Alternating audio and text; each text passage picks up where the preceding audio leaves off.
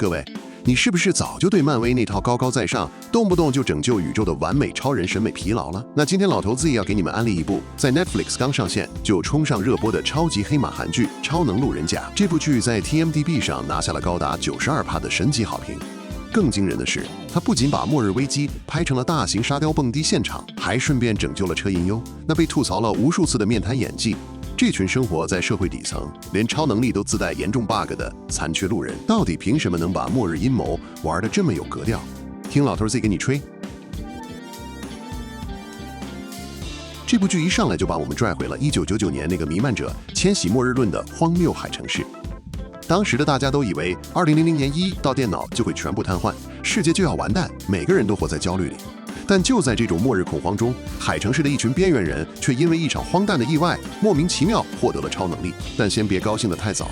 這部劇最絕的設定就是這裡的超能力沒有一個是完美的，全都自帶要命的瑕疵。如果你想訂閱老頭 Z 的影視觀測站，看更多這種反套路的神作解析，現在就趕緊點擊訂閱，免得以後迷路。話說回来，目前這部爆紅了的《超能路人甲》已經在 Netflix 全集上線了，口碑可謂是炸裂開花。而他的超能力瑕疵到底有多荒謬呢？我們的主角殷彩醉由我們的演技扛把子朴恩斌飾演。彩尊是個患有先天性心臟病的麻烦精，他獲得的能力是瞬間移动，听起來超帥，對吧？但這個瞬移的觸發條件居然是他的心跳必須加快。沒錯，他平時因為心臟病要小心翼翼控制心跳，但每次遇到危險要瞬移，他就得拼命讓自己心跳加速。簡直是在用生命做物理傳送。來，想象一下你此時的處境，你是一個心臟隨時會罷工的倒霉蛋，突然被一群蒙面歹徒綁架了，你雙手被綁，看着刀子逼近，冷汗直冒。這時候你必須在幾秒鐘內讓自己心跳狂飆到180，否則就沒法發動能力。你只能一邊在心裡狂想初戀女友，一邊對着歹徒大喊：“你這長相真抱歉！”來給自己刺激。終於，你心臟漏跳了一拍，唰的一下，你成功瞬移了。但當你睜開眼，發現自己居然赤條條地出現在一個公眾浴池裡，周圍的大叔正用看變態的眼神看着你。當你從這種極度社死的荒謬體驗中猛地拉回現實，你才會明白這部劇之中的黑色幽默有多高級。相較於彩藻這種用命在玩的瞬移，車銀優飾演的男主角李雲晴就顯得冷靜且優雅多了。他是一個從首爾被貶謫到海城市的神秘公務員，看似是個恪守原則、有些孤僻的木讷公務員，但私底下卻擁有極其強大且收放自如的念力。當別人在為超能力 bug 焦頭爛額或者大搞破壞時，他卻能優雅地用念力隔空移物，甚至帥氣地擋車擋子彈，簡直是這部劇裡唯一的精緻男孩。也因為他的能力收放自如，更是被這群手忙腳亂的夥伴們尊稱為念力師傅。但其他配角就沒那麼好運了，比如崔代勳飾演的孫京勳，一個個性無敵挑剔、嘴巴毒辣的家伙。他獲得的能力是粘附力，手可以像壁虎一樣粘住任何東西，但觸發條件是他必須說謊，也就是說，他只要一說真心話就會失效。想發揮超能力，就得滿嘴胡言亂語。這對一個毒舌的人來說，簡直是人格撕裂。還有林承宰飾演的康羅賓，明明是個膽小如鼠、連蟑螂都怕的壯漢，卻獲得了怪力，而且只有在情緒極度激動崩潰時才能使出來。每次打架前都要先哭給你看。老頭自己覺得這部劇最聰明的地方就在於他徹底撕碎了漫威式超人那種高高在上的完美光環。這群殘缺的超能力其實就是這群底層小人物在現實中無能為力的具體寫照。他們沒有拯救世界的偉大抱負，最初獲得能力時想的也只是怎麼用它來偷懶，多賺點錢或者報復一下討厭的鄰居。這種充滿草根味與荒謬日常的展開，反而給了觀眾一種前所未有的親切感以及解壓體驗。既然是熱播大劇，那演員的表現自然是我們觀測的重中之重。老頭 Z 看片20年，實話實說，這部劇能爆，有一半以上的功勞要歸功於朴恩斌與車銀優這對奇妙的化學反應。朴恩斌自從《非常律師與鷹喘》封神之後，演技實力已經毋庸置疑。這次他演的殷彩雖完全是一個野生粗放、滿嘴市井髒話，卻又讓人心疼的心臟病女孩。有一場戲是他要在心跳過速、瀕臨崩潰的情況下，用眼神表達對祖母的依戀與對命運的憤怒。那種眼眶通紅、淚水打轉，卻死撐者不落下的爆發力，真的能瞬間把觀眾的眼淚給勾出來。但最讓老頭子感到驚訝的是車銀優的蛻變。以前提到車銀優，大家腦子裡除了那張統一南韓審美的臉，大概就只剩下精緻的面癱花瓶了。但在這部劇裡，他飾演的李雲晴那種冷面公務員的設定，簡直是為他量身打造的。他把那種在體制內生無可戀，又被迫和一群沙雕超能力者為伍的無奈感演得層次分明。特別是那場他一邊優雅地喝着咖啡，一邊用念力默默幫旁邊哭得稀里嘩啦的康羅賓擦眼淚的戲。他眼神裡那種混合了關愛智障與社恐發作的微表情，簡直讓人笑到肚子痛。當因彩崔這個隨時會爆炸的活火山遇上李雲晴這座冷冰冰的北極冰山，兩人的化學反應簡直像是在演化學實驗。彩川用他的瘋癲不斷挑戰雲晴的底線，而雲晴則用他那強大且冷酷的念力，一次次把他從死亡邊緣拉回來，還在後面當起了引導这群怪胎的大師傅。這對男女主角之間沒有那種工業糖精的甜膩，取而代之的是一種在末日陰影下互相扶持，你嘴我一句，我怼你一拳的戰友情與克制的心動。這種寫實又帶着荒誕感的感情線，反而比任何無腦甜劇都更能擊中觀眾的心。當然，這部劇的綠葉配角們也是功不可沒。崔泰勳與林承宰這兩位老戲骨，簡直是把年富與怪力這兩個搞笑擔當發揮到了極限。尤其是孫京勳為了救人，不得不對着反派狂吼各種“我很愛你”。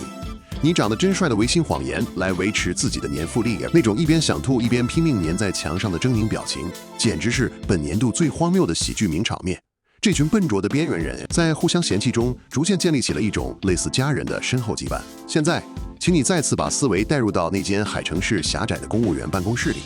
你明明只是個想安穩混退休的冷面公務員，結果此時此刻，你的辦公桌旁圍着一隻手掌死死粘在飲水機上，正對着飲水機深情表白的毒舌男，旁邊還有一個一邊抹眼淚一邊用單手把保險箱捏成鐵球的膽小巨漢，而那個心臟隨時會停的麻煩精彩正抓着你的衣領，威脅你再不請客吃炸雞就要在你面前瞬移到男更衣室去。而你一邊無奈地嘆着氣，一邊用念力優雅地隔空移開公文，順便阻止這群家伙把你的辦公室拆掉。看到這裡，你是不是已經跟劇中的李雲晴一樣，扶着額頭感到一陣深深的無力？但這就是劉仁志導演最厲害的地方，他用極其流暢的鏡頭調度，把這些日常的荒誕以及高質感的動作戲完美融合。劇中的超能力大戰並沒有因為是喜劇而縮水，相反，動作設計拳拳到肉 ，VFX 特效精緻且富有電影感。海城是那種90年代末復古的霓虹街景，在導演的鏡頭下透出一種迷幻而溫暖的末日浪漫。不過，作為一個合格的影視觀測者，老頭子也必須說幾句真心話。這部劇在前半段的節奏堪稱神級，但到了第5、6集的時候，一些喜劇套路以及搞笑梗開始出現重複，比如孫京勳說謊年富的梗，雖然前幾次看很爆笑，但後面反覆使用就顯得有些套路化，劇情推進也因此稍微停滯了一下。這種在劇集半途出現的喜劇疲勞感，確實是這部作品無法忽視的瑕疵之一。但是，就在老頭子以為這部劇又要高開低走，淪為一部無腦沙雕劇的時候，劇情在第7集迎來了極其震撼的轉折。我們本來以為這只是一部帶點科幻色彩的家庭喜劇，對吧？但當我們把視角拉深，才會發現導演以及主創江英慶的野心遠比我們想象的要大得多。這部劇在搞笑的外殼下，底下藏着一根極度刺人的刺。那是一首寫給千禧年被遺忘者的黑色挽歌。這根刺就是千禧年末日陰影下海城市小人物內心深處的孤獨與被遺忘感。因彩戳的心臟病瞬移，象徵着他對有限生命的絕望掙扎。孫京勳的謊言年富是他用毒舌防禦外界傷害的武裝。康羅賓的哭泣怪力則是他膽小外表下渴望保護他人的爆發。這些看似荒謬的超能力 bug，其實全都是他們內心創傷的實體化。當劇情撕開搞笑的偽裝，露出這些角色鮮血淋漓的過去時，那種情緒的後勁簡直像一記重拳，狠狠砸在觀眾的心口上。而故事後半段的衝突也隨着神秘宗教永恆救贖教會的陰謀暴露而達到頂點。孫賢洲飾演的最終反派河原道，簡直把一個表面慈祥理性，實則內心極度扭曲的邪教頭子演活了。他那種不寒而栗的壓迫感與主角團的笨拙形成了強烈的對比。